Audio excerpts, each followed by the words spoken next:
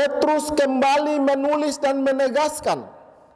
Dia mengatakan bahwa kamulah bangsa yang terpilih. Kamulah bangsa, kamulah orang-orang yang dipilih oleh Allah. Saya dipilih oleh Tuhan. Itu hanya karena anugerah Tuhan semata. Itu hanya karena kemurahan Tuhan semata. Bukan karena kebaikan kita. Bukan karena perbuatan-perbuatan baik kita. Tetapi karena kasih karunia. Allah memilih kita. Allah menebus kita. Supaya kita melayani Tuhan. Supaya kita kembali memuliakan Allah. Dan menikmati kebersamaan dengan Allah selama-lamanya. Nah, kamulah imamat yang rajani. Imam-imam. Yang bertugas untuk melayani raja di atas segala raja.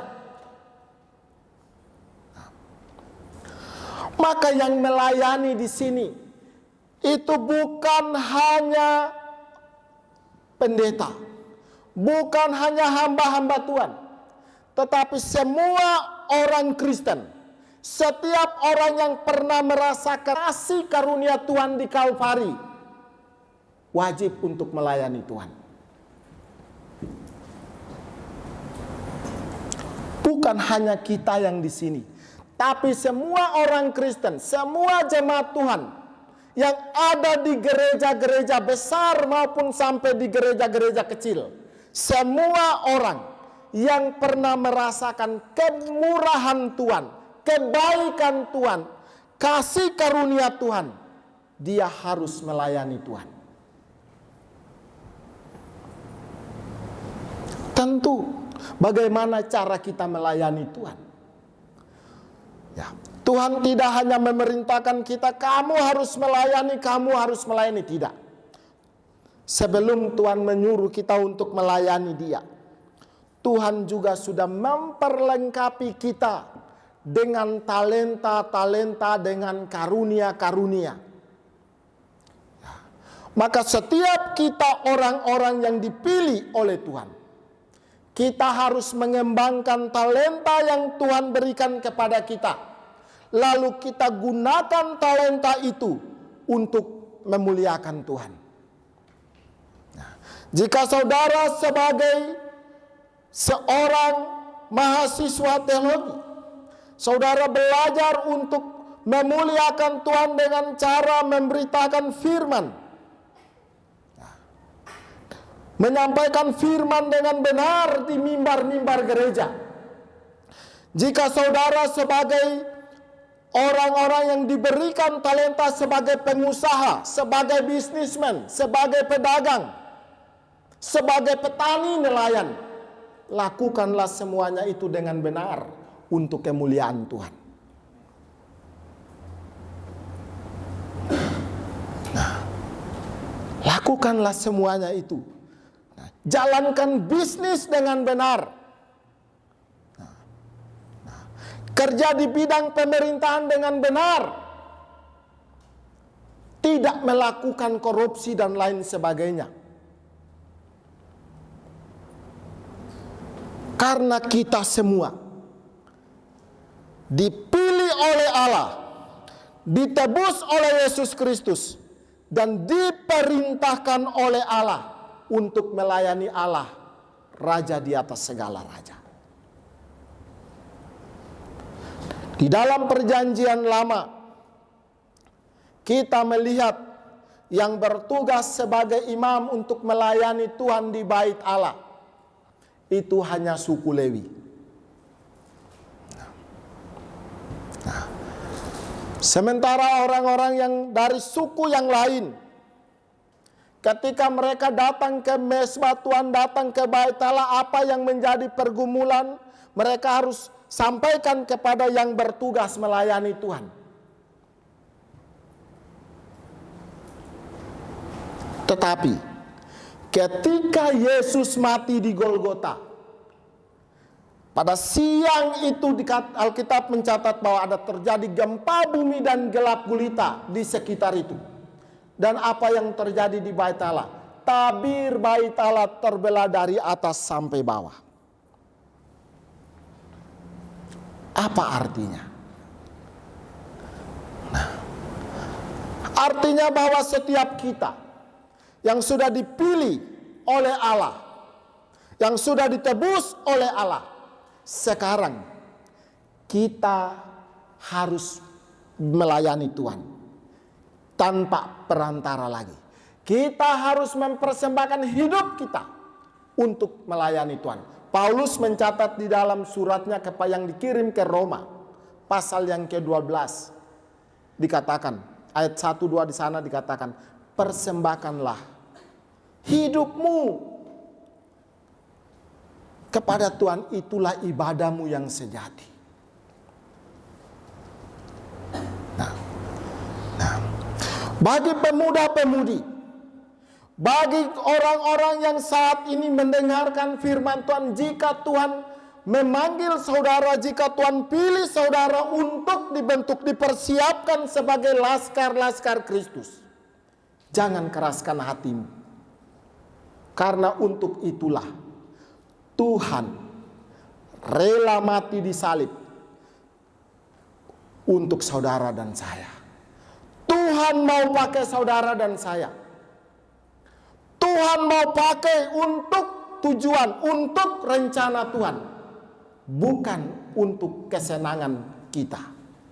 Sebagai imamat yang rajani, imam-imam yang melayani raja di atas segala raja, mari kita semua melakukannya dengan baik.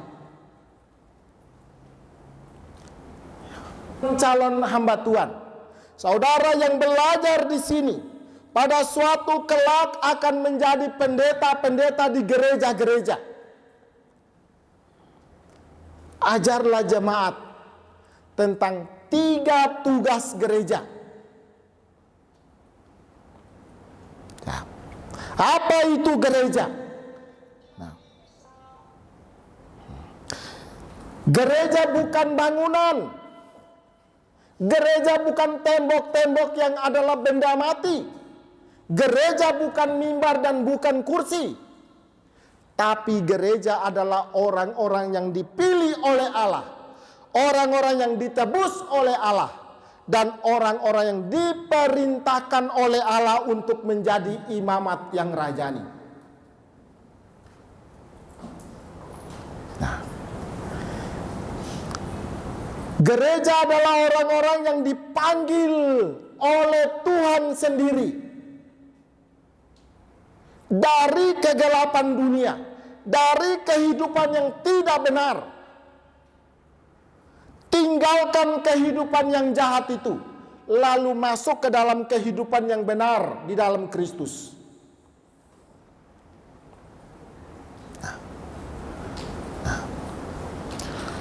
Maka gereja, setiap kita yang dipanggil oleh Tuhan dari kegelapan masuk kepada terangnya yang ajaib di bagian terakhir, kalimat terakhir. Untuk apa? Untuk apa kita dipanggil? Untuk bersekutu dengan Allah. Persekutuan. Koinonia. Kita dipanggil untuk bersekutu dengan Allah. Ya. Saudara dipanggil oleh Tuhan untuk bersekutu dengan Allah. Maka berhentilah untuk bersekutu dengan setan.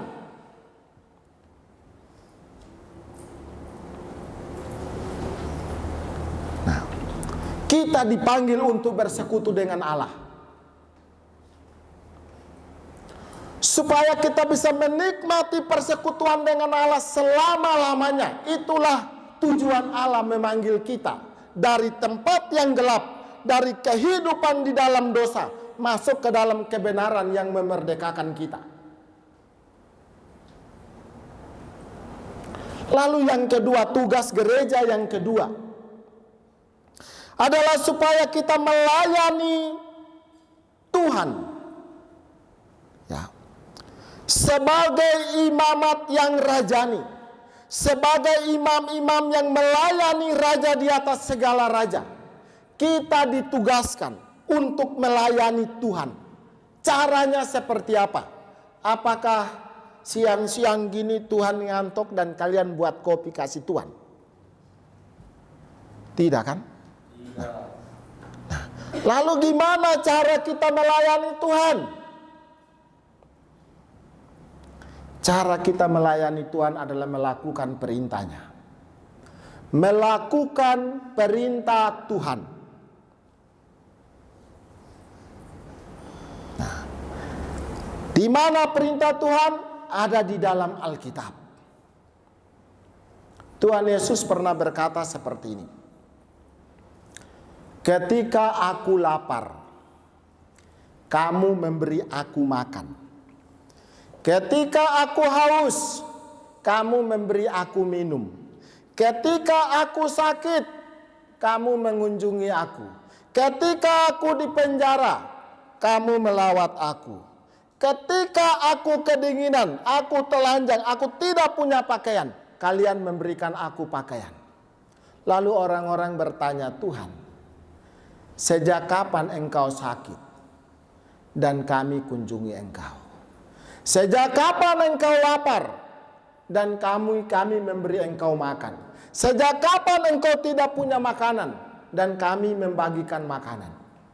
Yesus berkata, pada waktu kamu melakukan hal-hal itu kepada satu orang, saudara yang paling membutuhkan, kamu sudah melakukannya untuk aku. Matius pasal 25. Itu dari ayat 35 dan seterusnya. Jadi kita dipanggil untuk melayani Tuhan dengan cara melakukan perintah-perintah Tuhan, mendukung pekerjaan-pekerjaan Tuhan. Gereja-gereja yang ada di Indonesia, jemaat-jemaat Tuhan yang ada di Indonesia, kita semua dipanggil untuk mendukung pekerjaan Tuhan.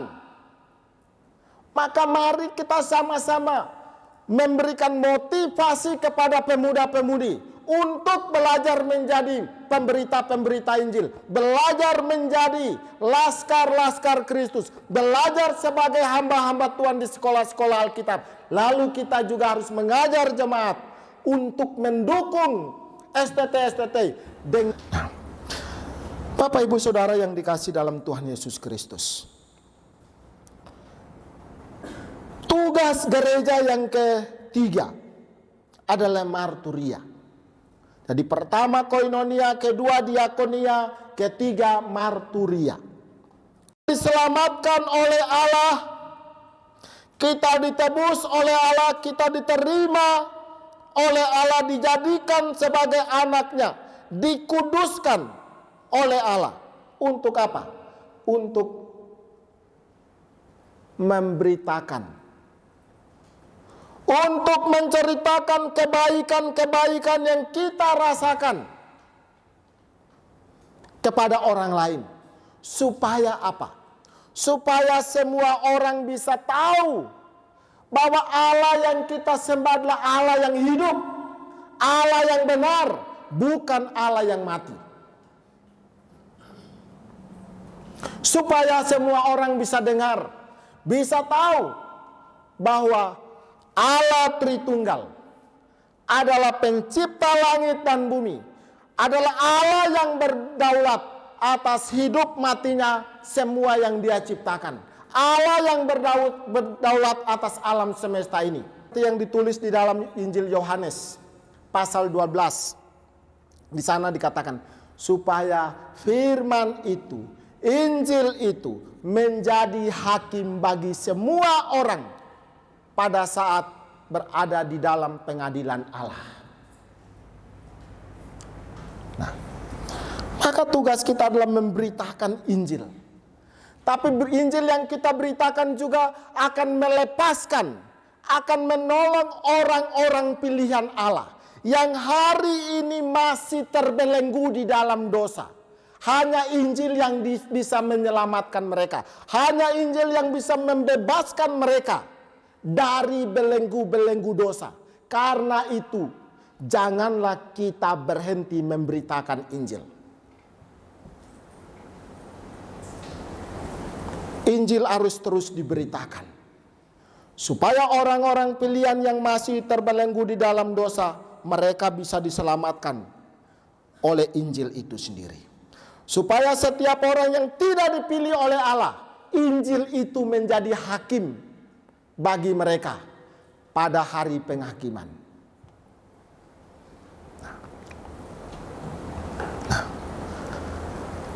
Karena itu, mari kita melaksanakan apa yang menjadi tugas panggilan kita, ya, bersekutu dengan Allah, melayani Allah, dan juga memberitakan Injil kepada semua orang di dunia ini.